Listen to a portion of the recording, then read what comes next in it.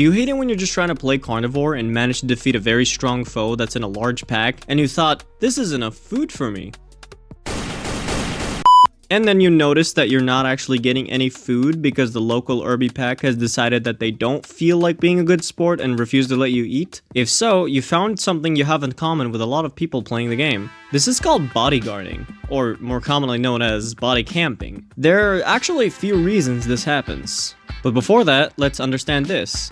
What is considered bodycamping? Bodycamping is for when herbivore or any other species that don't have the ability to eat bodies defend the rotten corpse of a fallen prey, whether it is mourning for their lost friend or out of rage directed to you.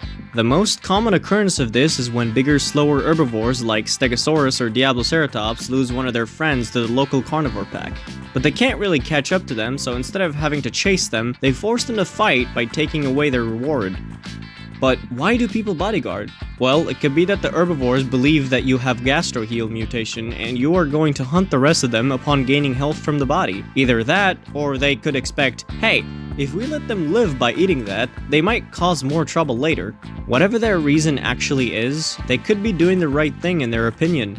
It could be that they don't actually have malicious intentions and that they actually just want to live longer or have a better life. But then, if you look at it from the carnivore's perspective, it feels really unfair. After all, you had hard work killing that prey.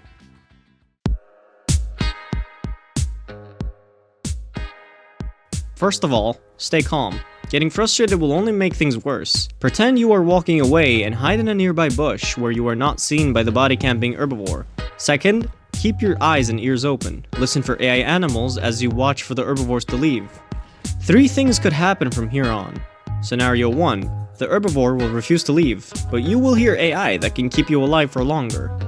Also, keep an eye on your thirst. Make the occurrence of these bodycamping herbivores an excuse to go have a drink. Considering if you have a water advantage over the herbivore, it is more likely that you'll win the waiting game and that the herbivore will soon leave for water, which would give you the perfect time to go in and at least eat some of the organs for diet. Be aware though, different creatures have different dehydration times, and these dinosaurs, if they're larger than you, they could have a longer time until they're dehydrated enough to leave. Scenario 2. The herbivore will get too thirsty, or get bored and decide to leave, letting you have your precious diets or food. But be careful with one thing, if you don't hide yourself and you taunt the herbivore by spamming calls or teabagging, that might cause the herbivore to have an all-out ego burst and decide to not let you have the body no matter what. So it's better to just pretend like you are not interested with the body. This will increase the chance of the herbivore saying whatever and moving on. Scenario 3.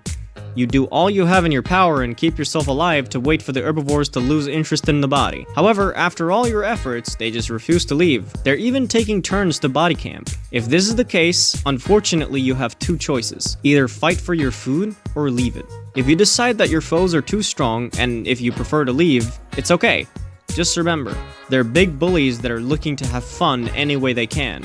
Yes, that's right. Some players do this for fun, and some players do it only because they feel enraged that the hungry carnivores had their friend killed. Because how dare the carnivores want to survive? How dare them eat their friend? But it could also very likely to be that the carnivores have Gastro heal, so the herbies have a reason to not let them eat. What if instead of regaining health from eating, you regained stamina? Why it could be a good idea to change it like this is because one of the main reasons it's fair to bodycamp is because they don't want their foes to regain health and continue taking them on.